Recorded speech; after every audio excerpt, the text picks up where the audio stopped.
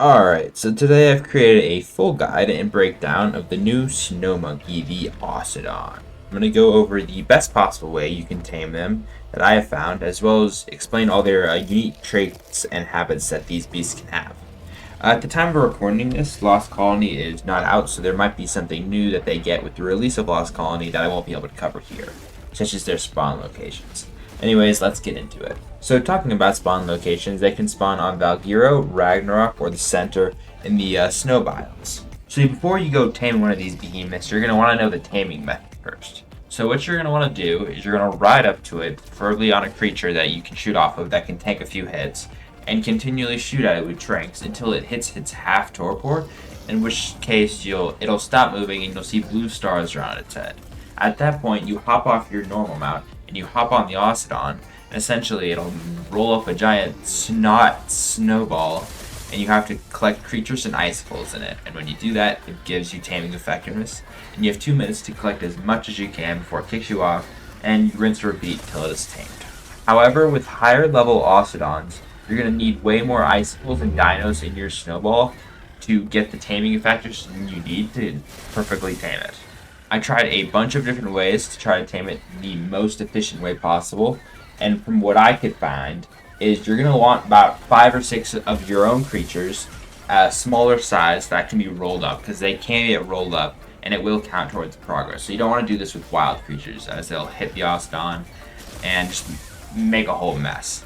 Then what you're going to want to do is whenever the Ossidon is rolling around the big snowball, it'll occasionally shoot out icicles from its mouth. You can't really control where these go, just the direction that they shoot, and you want to make sure that they're as close to you as possible without like breaking each other. If they are too close to each other, they'll break and you won't get the value. So what I'd like to do is find a semi-steep hill and turn towards that, and when I spit up into it, it would have them in a pretty tight cluster that are also close to me. You don't want to do it into a wall though, because if you hit the wall directly, it will kick you out. As you can see, the Ossidon can only hold 5 creatures in its snowball at once, so you're very unlikely to get the creature requirement done, because I was maxed out for the most of the time, but because they dropped out so slowly, it wouldn't give me the amount of dinos that I actually needed.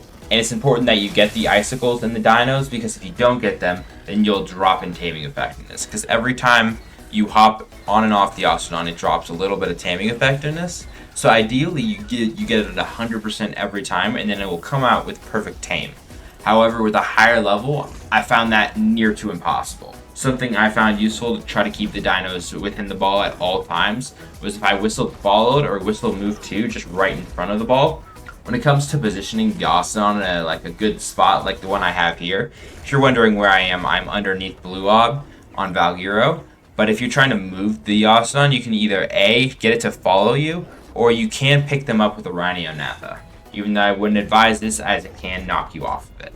Another thing to note is the timer is set at 2 minutes, no matter if it's a level 6 or a level 150. Directly after you get kicked off, after the 2-minute timer is done, it is immune to torpor for a good 10-ish seconds after, so you're just going to wait a good second before you start shooting at it again. I also advise using a good long neck with good trank darts, as they take a lot to knock down per. And when they're in the giant snowball, they actually are taking very little damage over time. Even though it sounds like they're taking a lot, it actually does almost no damage. So you don't really have to worry about your creatures dying, as long as you have some halfway decent saddles or have some halfway decent health. You can only pick up creatures up to a certain size, and if you ram into a bigger creature while in this mode, it will actually kick you off early. So you're going to want to avoid larger things in the area like mammoths and woolly rhinos. Update. So while I was editing this, Ark actually dropped a new patch that actually massively helps with the taming method, as well as buffs the Ossidon in general, which is pretty cool. Now the automatic ejection time from the bolus, which is the little snot ball that he creates during taming, is from 8 seconds to 5 seconds, so you can basically pick more things up, which will help with taming efficiency and taming effectiveness. And then it also prevents wild creatures from aggroing onto the Ossidon during taming. So before, you would get jumped by practically everything that you put in the snowball because they'd get pissed at you, but now they'll just kind of ignore you, which will be massively helpful if you don't want to use your own creatures and you just want to use a bunch of wild creatures. It also buffed the Ossidon's base health by 30% and its base melee by 35%, so they should be hitting way harder and have a decent bit more health. So I can't believe I'm doing this again, but there was another update to the Ossidon about you can no longer absorb your own tames during taming or wild riding, which means the entire method I showed does not work. You'll have to go out and find wild creatures. And increase the ride duration when taming by 60 seconds. So now you get 3 minutes instead of 2 minutes. So taming them should be even easier than when I first recorded this. Alright, so now you have your Ossidon. Let me show you what it can do. So the first thing is its primary is a combo attack, which is pretty cool. It starts off with 2 clawed swipes, and it comes together with a big clap attack like the Hulk. It looks really cool, and the clap attack not only does extra damage, but it does increase knockback as well. It can knock riders off their mounts. This thing can't harvest anything when it comes to like trees, bushes, rocks, anything like that. It can run through rocks while in its spitball mode, but it won't actually harvest anything from it. And you can do these attacks while sprinting as well. Another thing to note is it does have omnidirectional movement like the Megaraptor. It is not as good as the Megaraptor when it comes to moving side to side, but it can do it. Its next ability is a right click, which will shoot out a bunch of icicles. They don't do any direct impact damage, but they do tick damage over time. It is not percentage based, it is just a solid number. They don't do a lot of damage on their own, but when you pair it with their giant snow snot ball, then it does a lot of damage. As you can see, when you start rolling the ball, you can grab the crystals just as in the taming method.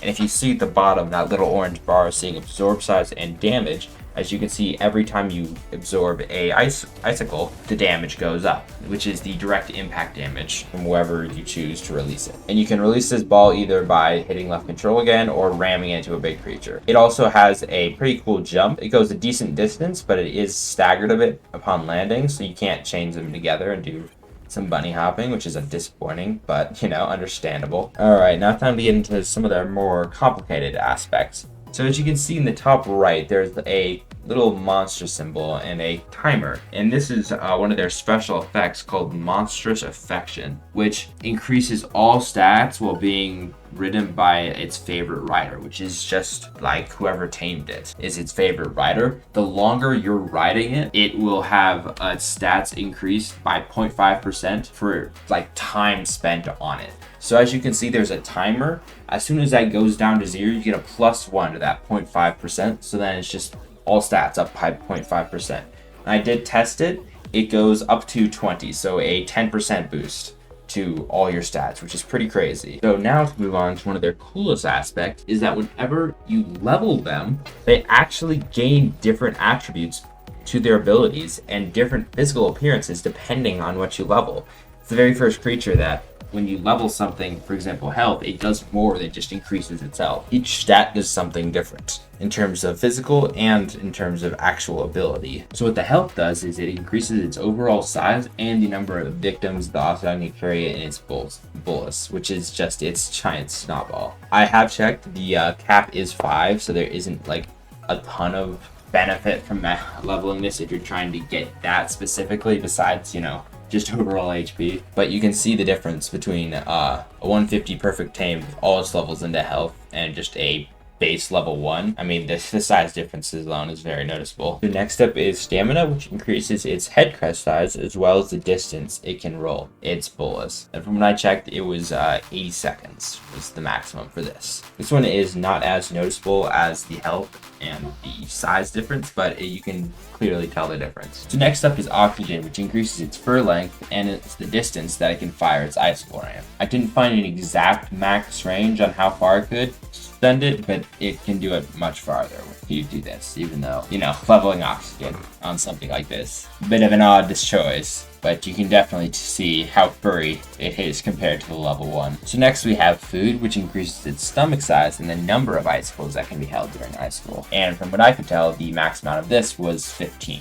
So next is weight, which increases its muscle size and increases the maximum creature size Ossidon can carry in its bolus. I didn't exactly see the size difference between like level 1 and the one who had all his weight leveled. I couldn't really tell the difference. The actual number was different, but I'm not entirely sure what the number means in terms of creatures, because I couldn't tell if it meant drag weight or if it's something else entirely. But just know when you level weight, you can carry bigger creatures potentially. And finally, you have melee, which surprisingly enough doesn't actually have a special attribute attributed to it, except it just increases the length of the claws. There's no special, whatever attached to it. Just in claws. Just increases the claw length. And in case you're wondering, this is what a max level Ossidon with 255 points into every stat looks like compared to a level 1 Ossidon with no levels to any points. Obviously, you can tell like the size, the claws, the everything. It's way bigger. At the moment, they are not breedable, but come the release of Lost Colony, they will be. And in case you happen to be curious, here is the Megapithecus compared to a maxed out Ossidon. And as you can see, the Ossidon is actually slightly bigger than the Megapithecus, and way cooler looking because of those bones on its back and head. And in case you didn't want to wait the month till Lost Colony releases, you can get a fully imprinted Ossidon by using the Mega Lab and just babifying it, because that does work and it does allow you to get a full imprint on it and everything like that. Alright, and that is everything that I have figured out about this creature. If you have anything new or anything that I missed or any suggestions, leave them in the comments down below. I will try to pin them and make sure that people understand whatever I missed, if there is anything. Anyways, yeah, go tame yourself some giant snow monkeys.